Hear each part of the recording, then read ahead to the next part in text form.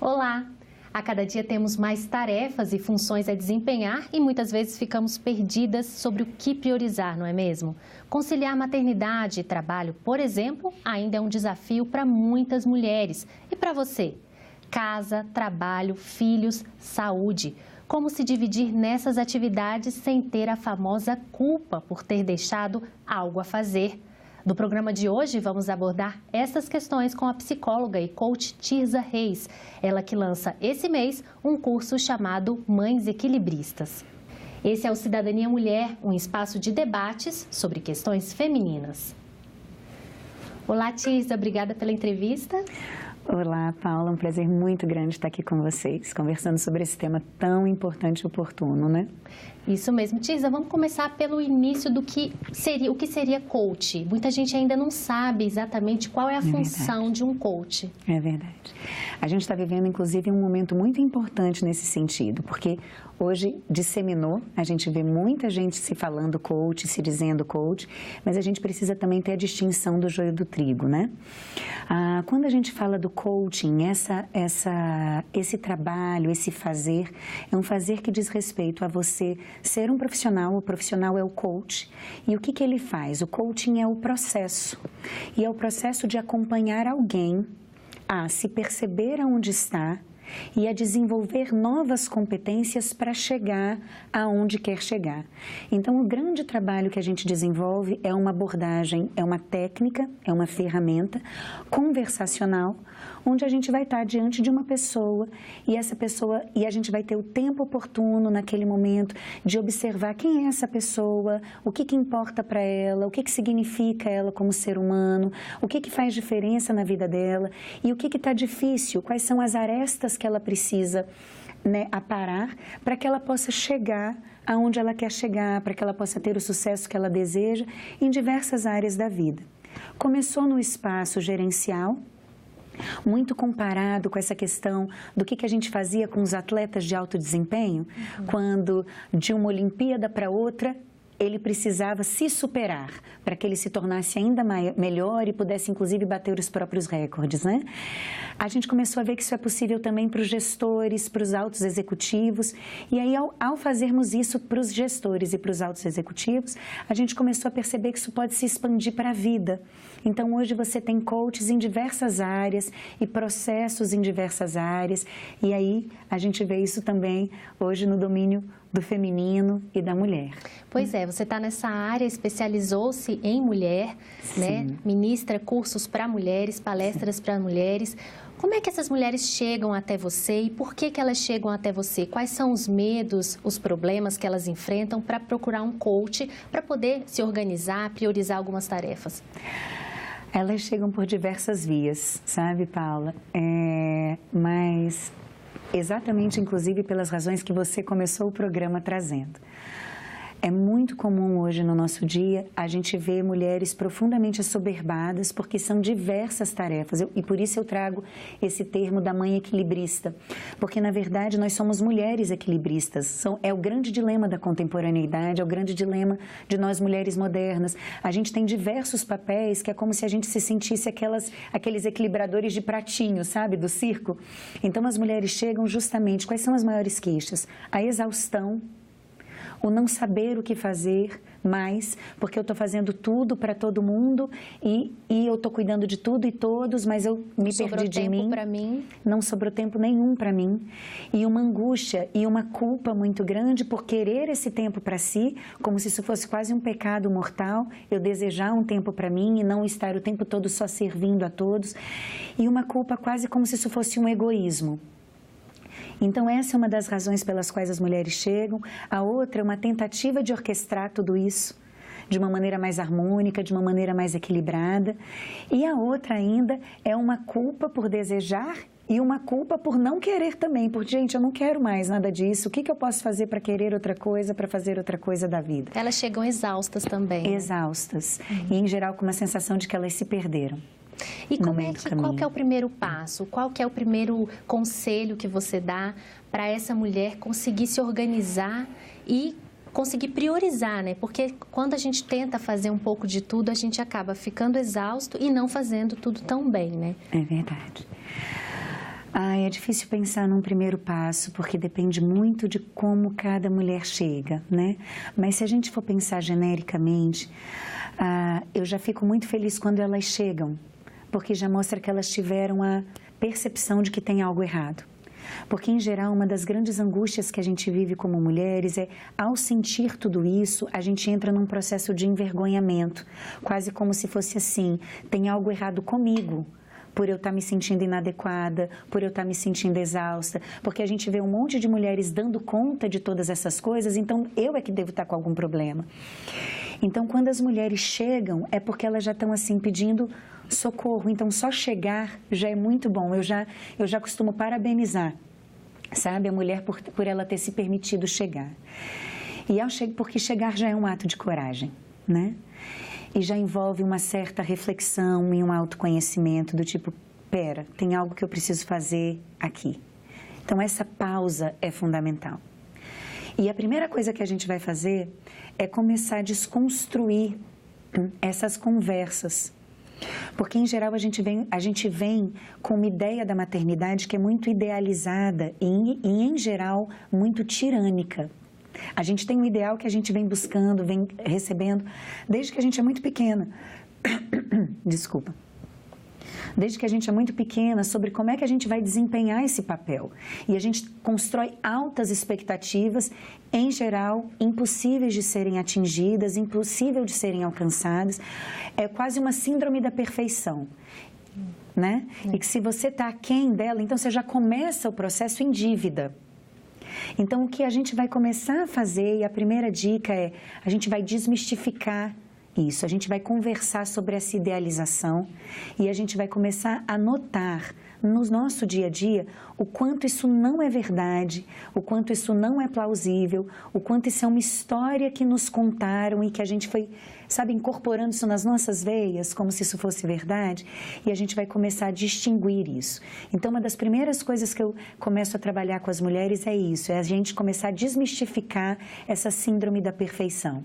E a verdade é que, hoje em dia, as mulheres, elas são mais exigidas e elas se exigem muito mais, né? Antigamente, nossos pais, nossas mães e as nossas avós tinham 4, 5 filhos e a gente hoje se pergunta como é que eu tenho 1, 2 e acho super difícil e a minha mãe teve 4 e parece que levou tudo numa boa. Mas é porque hoje a sociedade exige muito mais da mulher e a mulher se exige, né? É casa, é trabalho, é você estar com o corpo em dia, a saúde em dia, Sim. Você ser a melhor mãe, levar aquela papinha da melhor forma nutricional para o filho, orgânica. Então, tem toda uma exigência que os nossos pais não tinham, né? Então, a primeira coisa é tentar mostrar que a perfeição, ela não existe e se você for querer tentar ocupar toda essa perfeição em todos os aspectos, fica difícil, né? Fica muito impossível, difícil, talvez. Paulo. Eu costumo dizer assim que a gente está vivendo, agora a gente está num momento de transição e que a gente não sabe exatamente como é que esse futuro vai nos receber. Mas a gente está saindo de um paradigma que eu falo em termos, se a gente for pensar em termos simbólicos, são arquétipos. Há tempos atrás, as nossas mães, por exemplo, elas viviam ainda, talvez, e as mães das nossas mães com certeza, o que era a premissa? Era você ser uma boa mãe e uma boa dona de casa. Então, a gente saiu desse paradigma da boa mãe e da boa dona de casa para um paradigma de que agora você precisa ser boa em tudo. Porque agora você é a mãe provedora também, porque você também traz dinheiro para dentro de casa e porque isso também te significa. E não é só porque a família precisa, é porque muitas vezes a gente ama o nosso trabalho também e esse também é um espaço de construção da nossa identidade. Mas a gente não abriu mão de ser uma excelente mãe, de ser uma excelente dona de casa. E de fazer tudo isso e ainda estar em cima de um salto 15 maravilhosa, pronta para qualquer oportunidade, sorrindo. Porque se você mostrar que você está fazendo tudo isso com esforço, tem algo errado com você, né? Então, daí é que eu comecei a cunhar esse arquétipo que eu estou vendo da mãe contemporânea, a partir de todas essas narrativas que eu tenho escutado e a partir da minha própria vida, que eu tenho visto que a gente tem se tornado equilibrista. E uma equilibrista exausta, né? por trás de uma máscara de que está tudo bem, né? Mas uma equilibrista exausta, porque é como se você estivesse ali com todos aqueles pratinhos, mas numa sensação de que você não pode, que nenhum pode cair e que todos dependem de você. Isso tem levado a gente, não é à toa que nesse momento histórico a gente está vivendo o maior cenário de depressão, ansiedade, síndrome do pânico, porque se eu não posso dizer que não está funcionando para mim, ou que esse paradigma, ou que esse nível de demandas está me levando à exaustão, se eu não tenho um espaço no qual eu possa falar sobre isso, qual é a válvula de escape? Aonde que eu posso ter um tempo de pausa e dizer que está tudo bem? Né? Então, eu tenho trabalhado muito com as mulheres na tentativa de que a gente possa começar a se autorizar a dizer essas coisas, a falar sobre as sombras também, sabe? Dizer que não dá conta. E Exatamente. Essa questão do não, ela é muito antiga, não só na questão da maternidade, né? A gente tem dificuldade de dizer não no trabalho, muitas vezes, vai parecer que eu estou com preguiça, mas eu não queria aceitar mais aquela tarefa, vai me cansar, vai ser uma coisa que eu vou passar dos limites ali do que eu poderia oferecer, mas eu vou aceitar. Como é que você trabalha essa questão do dizer não, né? Porque é isso que a gente tem que se possibilitar. Exatamente. Esse é o nosso maior desafio, como mulheres especialmente. Porque a gente é criada desde muito pequena a agradar. Fala baixinho, olha, você é uma mocinha, como é que você vai ser rude assim com um rapaz? Seja gentil. A gente é ensinada a ser sempre muito educada. E isso é muito bom, por um lado, né? Porque eu acho importante que a gente ensine e que a gente siga ensinando o respeito, a você se colocar de uma maneira adequada, saber se comunicar, que inclusive é uma das nossas grandes competências como mulheres. Mas tem uma coisa que a gente precisa estar muito de olho e que, em geral, é onde a gente escorrega, que é aonde está o foco do que você está fazendo. Porque a grande questão do perfeccionismo se esbarra na nossa capacidade de dizer não. Que é, onde é que está o foco? Porque quando a gente acha que o perfeccionismo é o que faz a gente ser excelente nas coisas que a gente faz, e é o oposto disso. Porque o perfeccionismo, o que ele faz? Ele coloca o nível de exigência no outro. Então, eu estou fazendo sempre para agradar. E a pergunta que, em geral, fica rodando na minha cabeça é assim: o que eles vão achar de mim? O que eles vão pensar de mim? O que o meu chefe vai dizer se eu falar não? O que o meu marido vai falar se eu não quiser ir na festa de aniversário da casa do tio dele?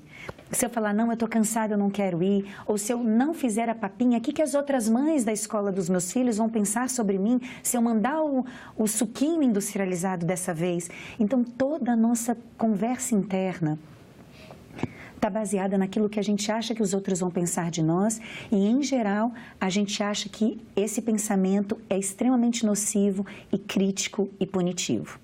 E isso dificulta muito. Gera uma ansiedade, né? Você fica o tempo inteiro, nossa, eu tenho que agradar, eu tenho que fazer isso, eu tenho que cumprir aquilo. Exatamente. Né? E sempre o olhar está no outro, o foco está no que as pessoas vão pensar e nunca no que te dignifica, no que te deixa íntegra.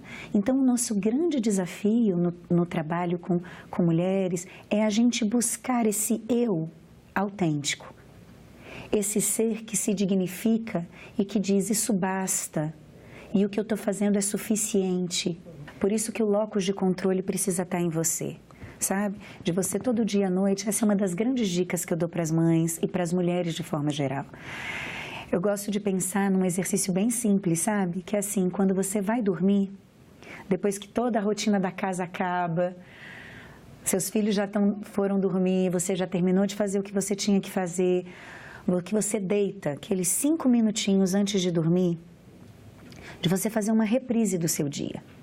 E eu tenho certeza que você vai encontrar coisas que você acha que você poderia ter feito melhor.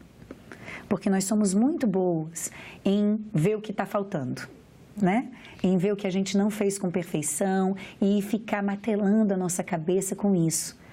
Mas o meu convite é que a gente olhe para isso e que a gente dê uma respirada funda e pense, ok, hoje eu fiz isso e foi o que foi possível. Amanhã eu posso fazer diferente, posso repensar essa estratégia, posso pedir, se tiver algo que eu preciso reparar, amanhã eu vou reparar, amanhã eu vou fazer diferente. Mas eu também vou pensar nessa mesma hora, o que é que eu fiz e que foi muito bom. Nossa, olha, eu não acertei aqui, mas em compensação, eu também fiz isso, e isso foi grande, e isso foi bacana. Para que você vá dormir com aquela lembrança positiva do que você fez no seu dia e que valeu, né? Para que a gente possa começar a construir outras memórias, que não só memórias de punição e não só memórias de falta, mas memórias de suficiência, daquilo que eu fiz e que foi grande, daquilo que eu fiz e que foi bom, e que isso pode me fortalecer para que eu possa dar conta das coisas que eu preciso dar conta no outro dia. E com relação à maternidade também, a gente sempre hoje olha para o lado da mulher que tem a mulher que preferiu estar em casa só com os filhos e optou por isso, e isso é muito válido. Inclusive, é um trabalho até muitas vezes maior do que quem trabalha e cuida dos filhos, porque cuidar dos filhos o dia todo, educar, é muito mais difícil e trabalhoso. Mas tem aquela mulher profissional que quer também dividir o seu tempo, se valoriza nessa parte profissional e acha que é importante para ela ter esse espaço. Sim. Né? Mas vai para o trabalho, chega lá e fala, nossa, não estou aqui com a cabeça, não estou em casa totalmente, meu filho pediu para brincar, mas não deu tempo.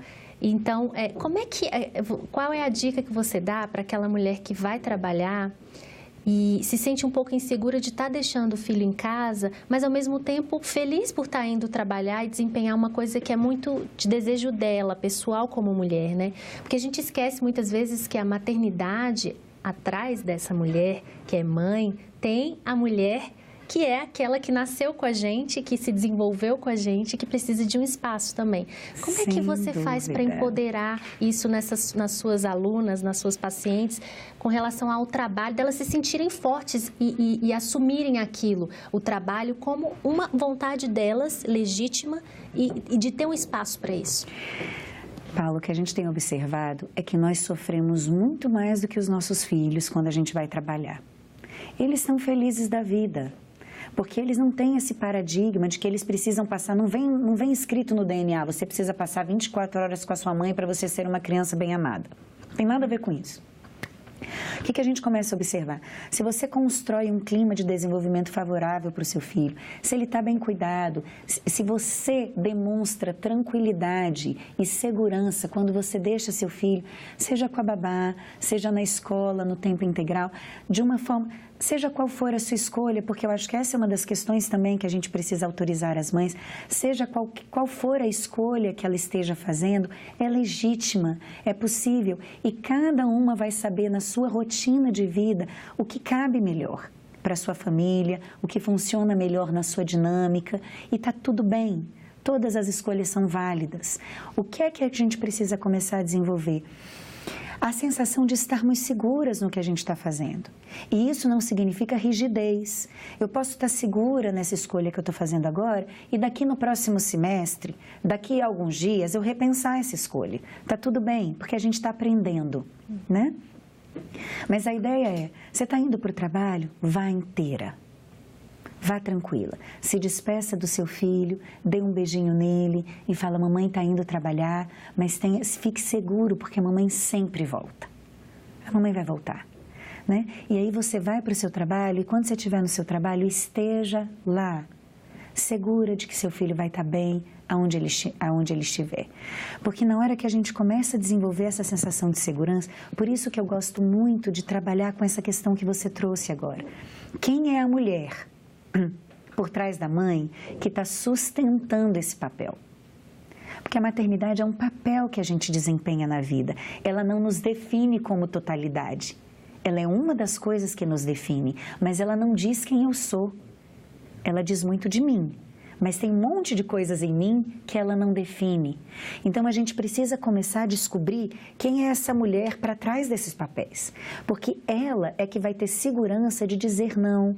Ela que vai ter segurança para dizer, ok, embora minha sogra ache que é um absurdo eu deixar o meu filho na escola, ou outra pessoa venha me dizer que é um absurdo deixar com a babá, essa é a minha escolha, é o que funciona para mim, para minha família, e eu estou fazendo isso a partir de um espaço de profundo cuidado, de profundo respeito e pensando naquilo que é importante. Então, essa segurança de dizer e de se fazer valer, mesmo diante de tantas vozes que vêm dar pitacos tão distintos, é o grande desafio para nós. Então, a gente precisa buscar essa mulher, como você mesma apontou, para além da mãe, para que ela se sinta segura de dizer, olha, eu estou indo para cá. E está tudo bem, filho. E quando a gente faz isso com segurança, uma das coisas que a gente tem observado, que as pesquisas têm mostrado, é que quando nós estamos seguras e felizes na escolha que a gente está fazendo, os nossos filhos ficam bem. Porque eles também aprendem a dar autonomia. A gente passa isso para eles, né? Exatamente. Então, é muito mais a partir de como a gente faz do que a gente diz, né? Tem a ver com uma sensação de segurança. Isso transmite segurança. E a gente começa a ensinar para eles a desenvolver autonomia e de que eles podem ficar bem mesmo sem estar na nossa presença. E isso é muito empoderador, inclusive para os nossos filhos, né? Com relação ao trabalho ainda também, e nessa parte de maternidade, você coloca no seu curso a questão de uma rede de apoio, né? Sim. As mulheres, elas precisam se apoiar no trabalho e também na comunidade mesmo, no dia a dia, na sociedade. O que acontece hoje é que existe ainda um machismo até das próprias mulheres em relação à forma como elas julgam umas às outras, Sim. né? E isso é uma coisa que você trabalha no curso. Eu queria que você explicasse um pouquinho essa parte. Muito. Aliás, é uma das minhas partes favoritas e, aliás, é uma das grandes razões pelas quais eu me senti movida a trabalhar com as mulheres, porque eu acho que a gente precisa começar a dar voz para isso.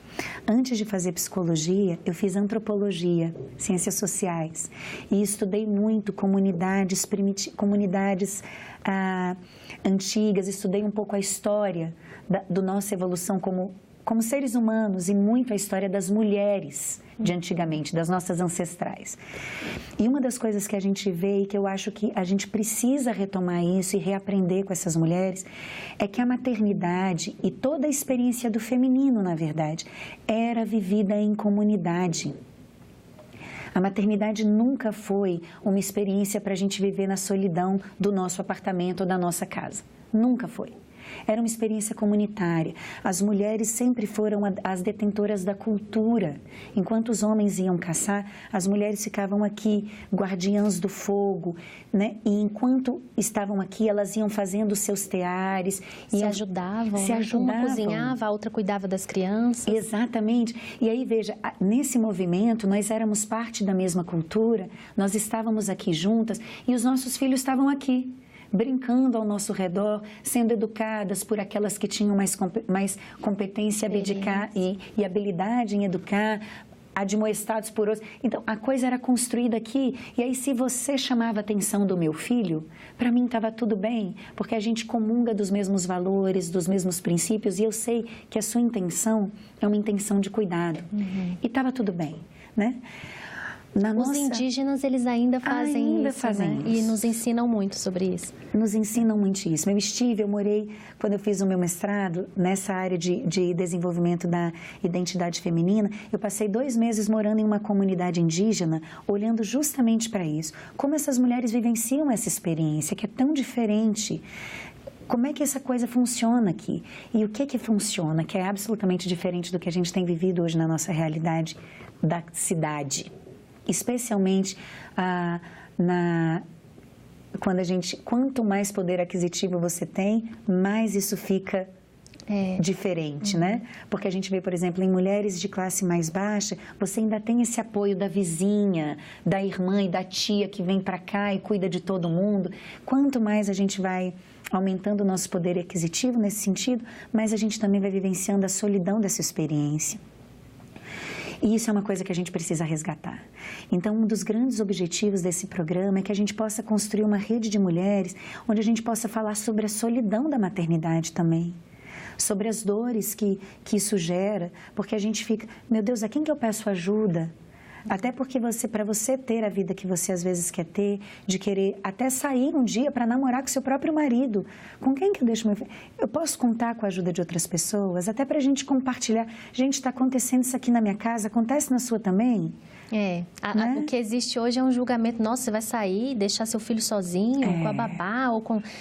Enfim, não pode deixar, você não pode, você tem que ficar 24 horas. É quase como se você fosse pior mãe, porque você tem o desejo de sair um dia sozinha, sem sem querer ficar com seu filho, né? Mas você já trabalha fora o dia inteiro e ainda vai querer sair à noite para namorar? Que absurdo, né?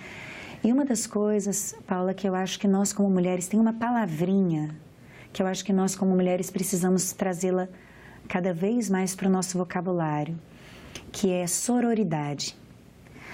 A sororidade, ela vem do radical soror, que quer dizer irmã, que é como se fosse o correlato da fraternidade masculina, porque frater é irmão, né? Então é uma comunidade onde você se apoia, onde nós estamos uns pelos outros. Nós mulheres estamos precisando aprender disso, porque a gente começa a competir umas com as outras e apontar o dedo umas para as outras para poder dizer, quase como se fosse assim, eu preciso desqualificar a sua escolha para dizer que a minha escolha é válida.